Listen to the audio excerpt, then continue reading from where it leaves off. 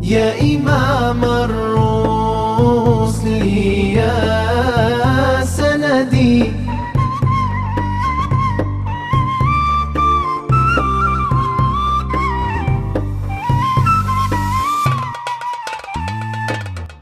يا إمام الرسل. Assalamualaikum warahmatullahi wabarakatuh. Alhamdulillahirabbil alamin. Assalatu wassalamu ala sayyidina Muhammadin wa ala alihi wa ashabihi ajma'in. Amma ba'd. Anak-anakku sekalian yang insyaallah senantiasa dirahmati oleh Allah. Sebelum kita melanjutkan pengajian kita pada hari ini, marilah kita sama-sama menghadiahkan Fatihah kepada musannif, kepada guru-guru kita semua, ila hadratin Nabi Mustafa wa ila hadrati Syekh Hasan al-Masri wa ila hadrati masyayikhina. Lahumul Fatihah.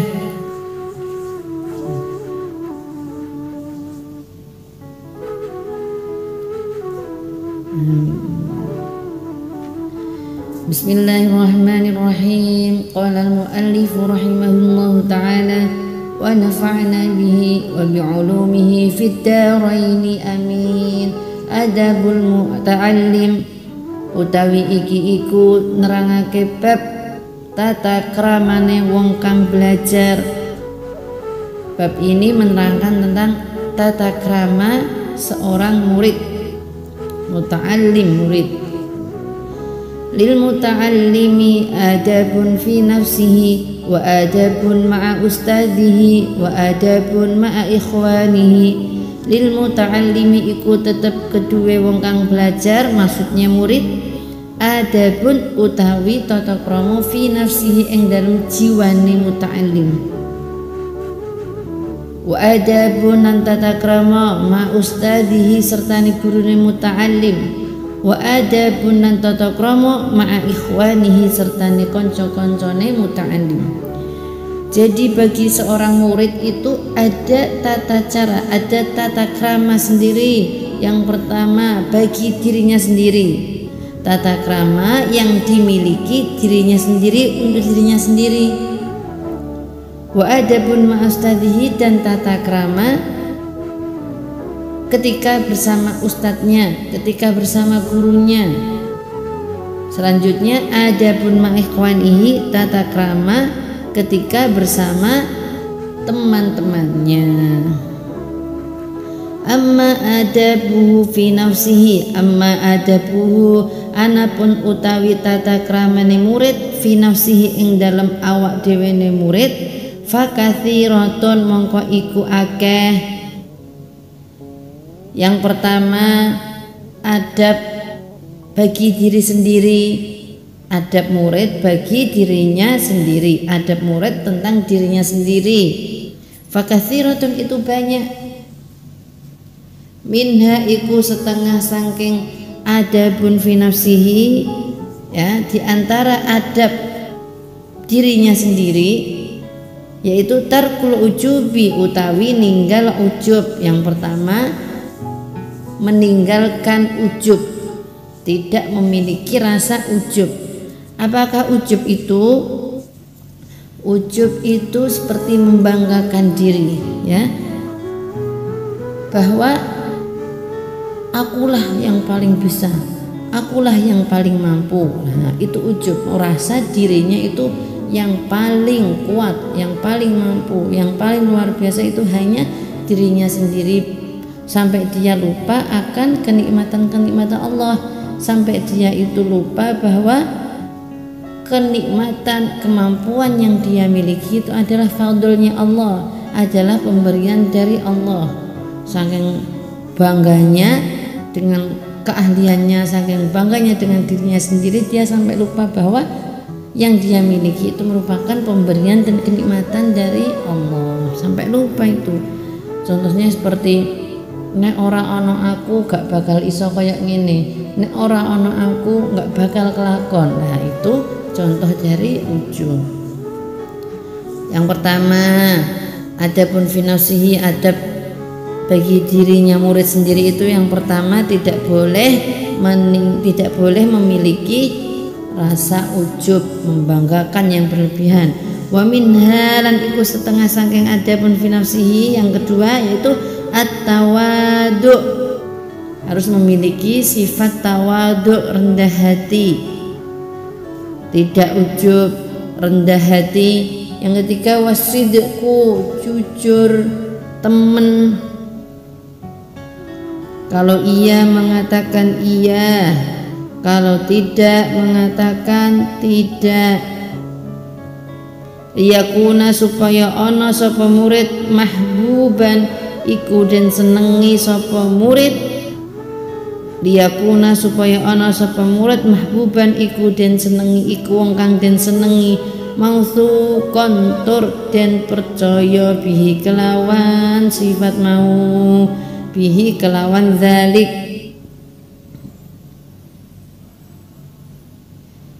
Jadi ketika murid mempunyai sifat yang jujur, sidik, maka dia akan menjadi orang yang dicintai banyak orang, orang yang dipercaya banyak orang. Karena sekali bohong, maka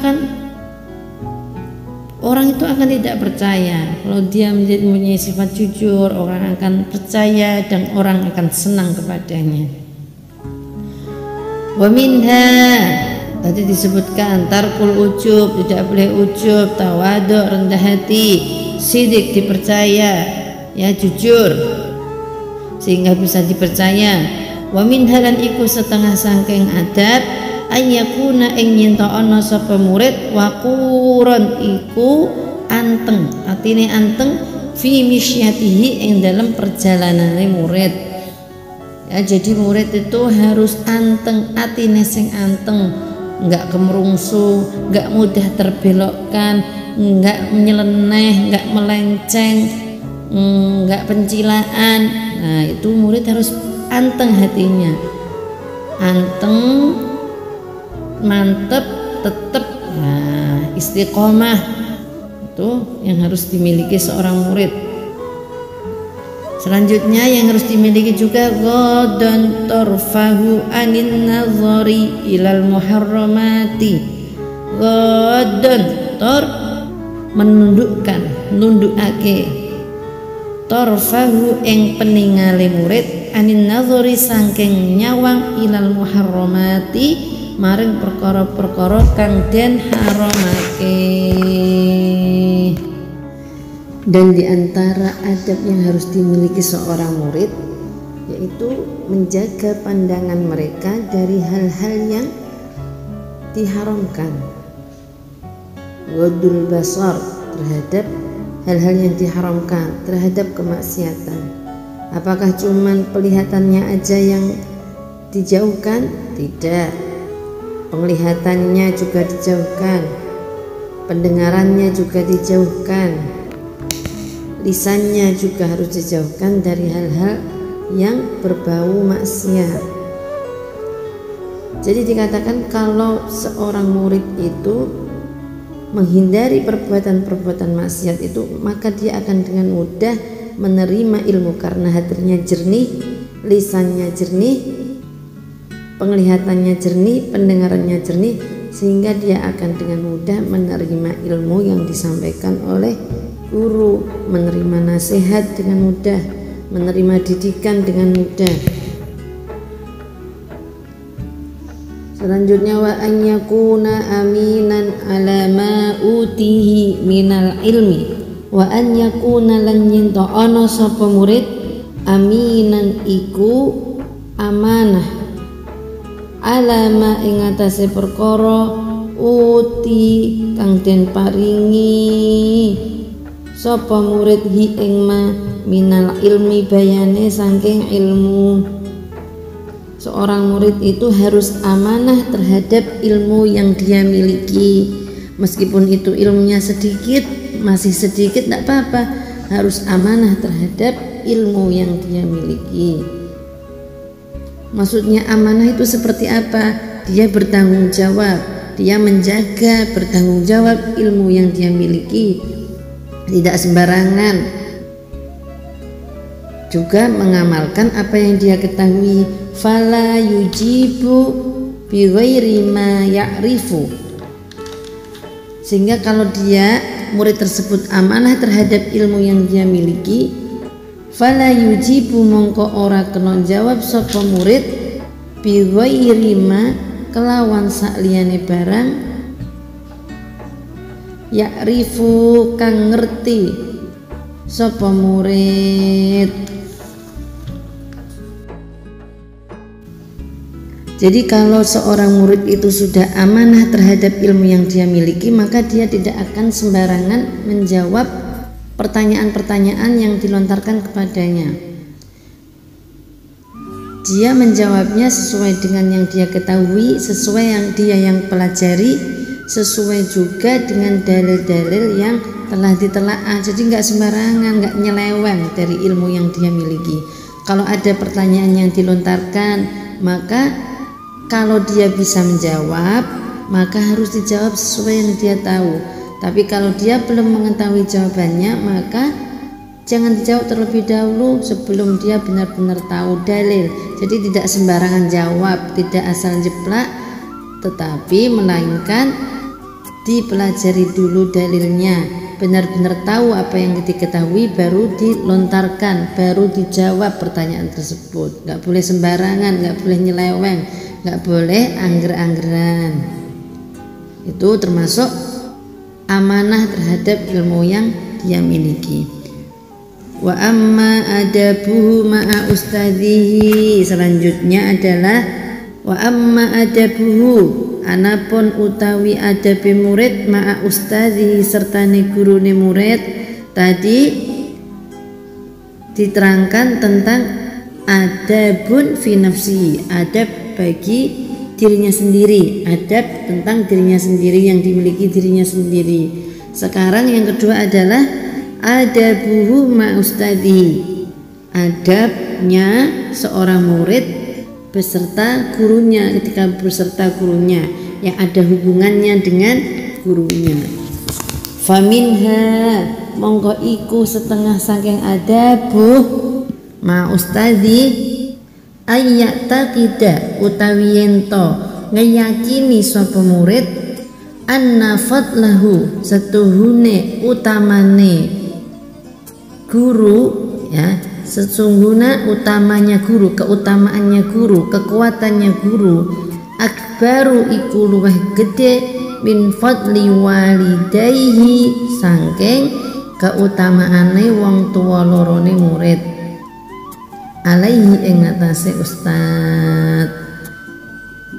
Jadi adab yang kedua adalah adab seorang murid terhadap gurunya. Di antara adab seorang murid terhadap gurunya yang pertama yaitu ayat taqida anna fadlahu akbaru min fadli walidayhi alaihi.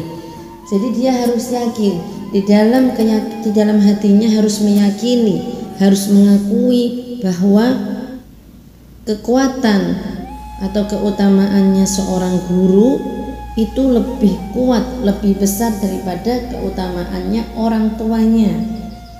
Meskipun orang tuanya juga hebat, orang tuanya juga luar biasa, tapi seorang murid itu tetap harus mengakui bahwa gurunya itu lebih dari orang tuanya. Karena apa? Li'annahu, karena setuhune ustad yurabbi iku didik sapa ustad ruhahu ing ruhi murid.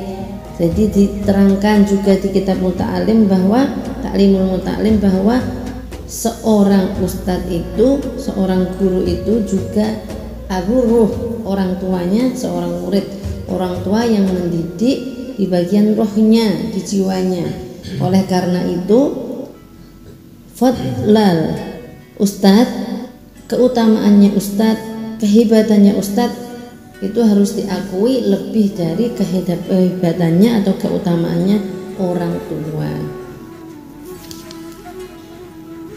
Itulah saking kuatnya pengaruh seorang guru terhadap murid, sampai-sampai seorang murid itu harus mempunyai iktikad, keyakinan bahwa keutamaannya seorang guru itu lebih besar daripada keutamaannya orang tua. Selanjutnya wa minha lan iku setengah sangking adabuhu ma'a ustadzihi al-hudu'u utawi andap asor amamahu ing ngersane ustadze murid. Sopan santun, tindak tanduknya sopan santun, andap asor ketika berada di depannya guru. Wal julusu lan lungguh fi darsihi ing dalam pelajaran murid bil adabi kelawan tata krama wa husnil iswa'i lan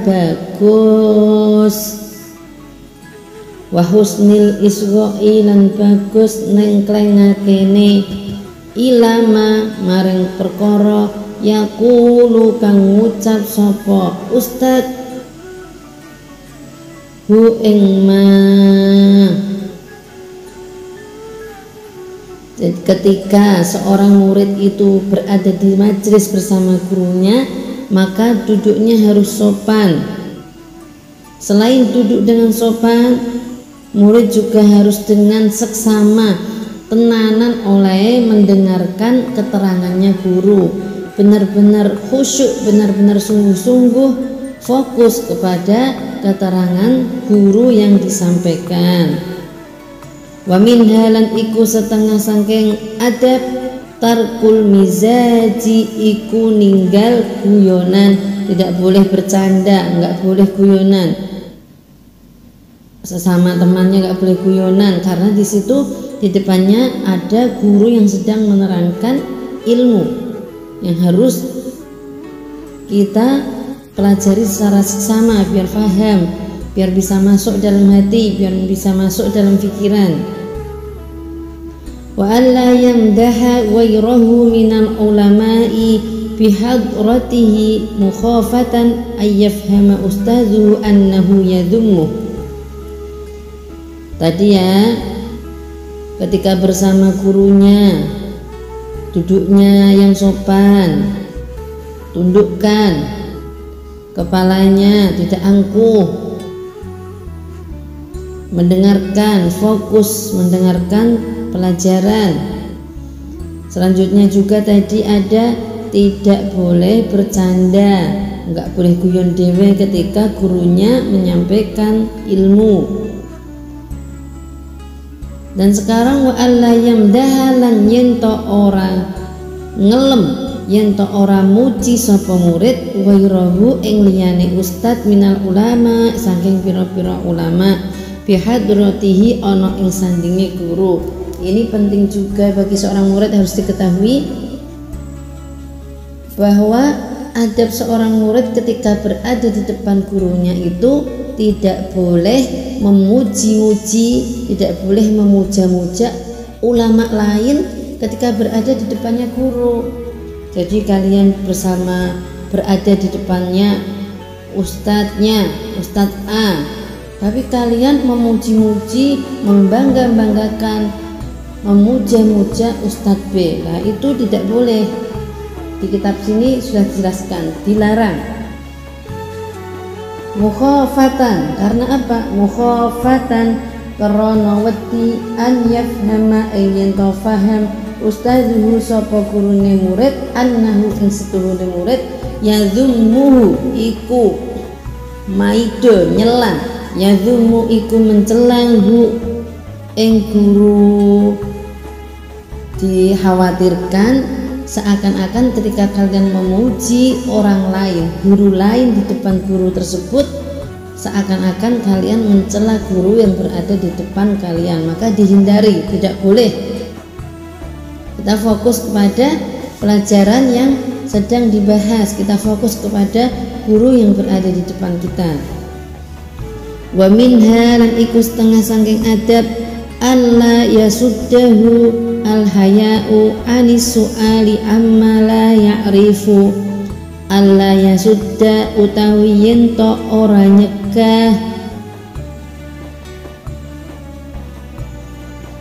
al-haya'u apa wirang, alla yasudda utawi yento ora nyegah hu ing guru al-haya'u apa wirang, malu, rasa malu, Anis suali saking piro-piro pertanyaan, amma saking perkara la ya'rifu kang ora ngerti sapa murid.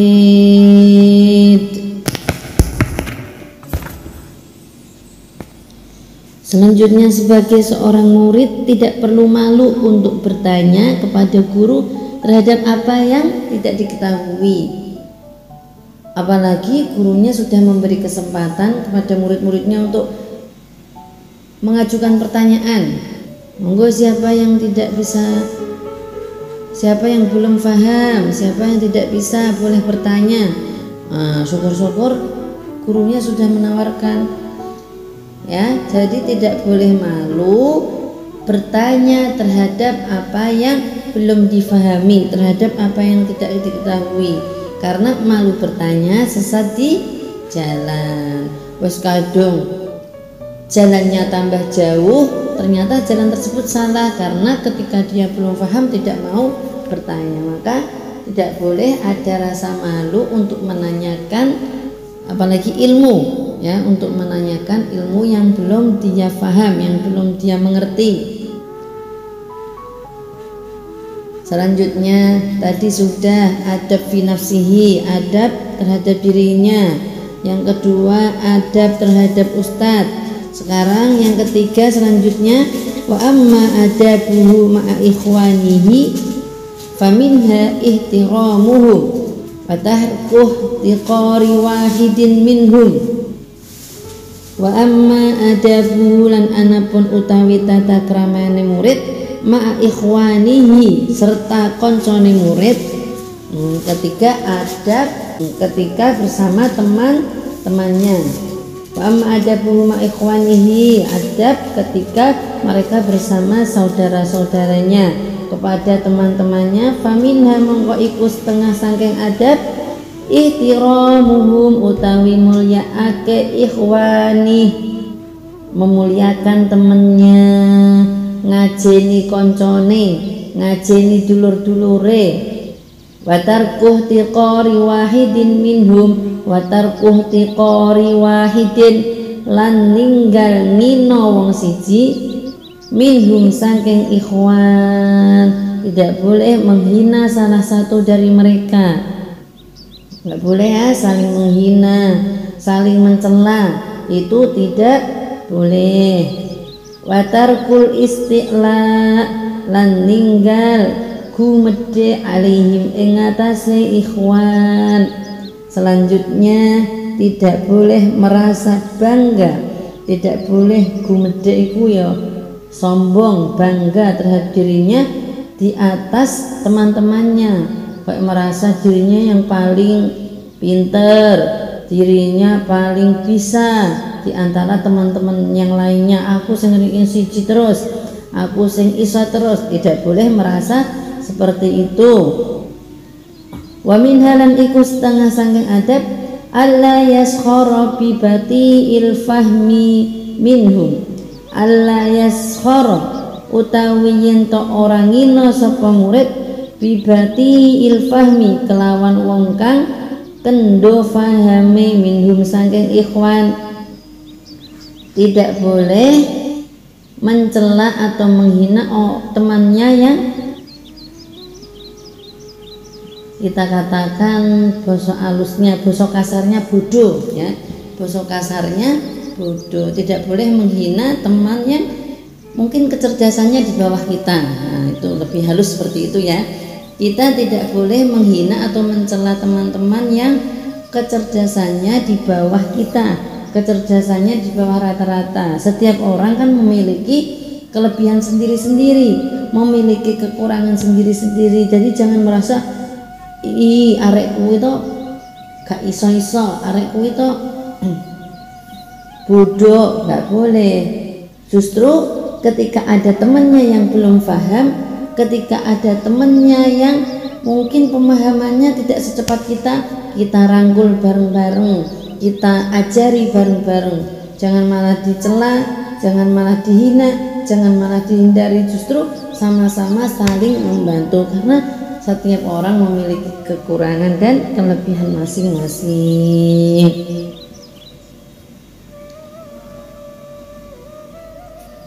wa alla yafraha idza wabakhal ustadu ba'dul qasirin wa alla yafraha lan yen to ora bungah sapa murid idza wabana likane milih-milihake al ustad sapa guru ba'dul qasirina ing sebagian pira-pira murid kang cekak paham. Ada yang ditegur oleh gurunya, ya apa to Kang, kok ora iso-iso keteranganku, piye to Kang, piye to Mas, piye to Mbak, kok enggak iso-iso, kok enggak paham-paham. Nah, ketika ada guru yang menegur atau nasihati temannya seperti itu, tidak boleh di dalam hati kita sebagai seorang murid seneng, syukurin, didukani karo Pak Ustadz, syukurin, ditegur karo Pak Ustadz. Kita nggak boleh seperti itu, nggak boleh seneng nah ono koncone gak iso terus didukani karo Ustadz. Kita nggak boleh seneng, nggak boleh seperti itu. Justru kita membantu, saling membantu, saling merangkul. Nggak boleh syukurin awakmu didukani Ustadz, aku seneng nek awakmu didukani Ustadz, tidak boleh ya. Fa inna dzalika mongko setuhune mengkono-mengkono kebungahan kesenangan tadi asbabul bugdi iku pira-pira sebabe geting wal adawati lan permusuhan. Jadi sifat-sifat yang harus dihindari tadi seperti seneng kalau temennya didukani Ustadz, seneng kalau temennya nggak iso, itu merupakan sebab-sebabnya permusuhan, sebab-sebabnya yang bisa menimbulkan rasa benci antara sesama teman, permusuhan antara sesama teman. Lah itu harus dihindari, tidak boleh. Saya ulangi lagi, adabun ma'a ikhwani. Adab ketika beserta teman yang pertama yaitu diantaranya saling memuliakan teman, tidak saling menghina satu sama lain, tidak sombong terhadap kepintarannya, tidak menghina teman yang bodoh, yang kecerdasannya di bawah kita, tidak berbangga, tidak berbahagia, tidak bersenang hati ketika ada temannya yang ditegur atau didukani gurunya karena belum paham. Fa inna dzalika asbabul bugdi wal adawa, karena hal tersebut bisa menjadi sebab, bisa menimbulkan permusuhan, bisa menimbulkan rasa saling benci.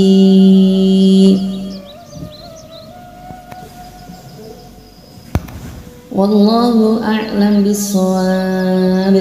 Semoga saya dan jenengan sedanten senantiasa diberi pertolongan oleh Allah untuk bisa menggapai adab-adab, untuk bisa melampaui adab-adab, memiliki adab-adab yang disebutkan tadi, sehingga bisa dengan mudah menerima ilmu yang disampaikan, sehingga bisa dengan mudah mencerna dan memahami apa yang telah disampaikan oleh para guru kita. Semoga bisa mengamalkan juga ilmu yang kita miliki.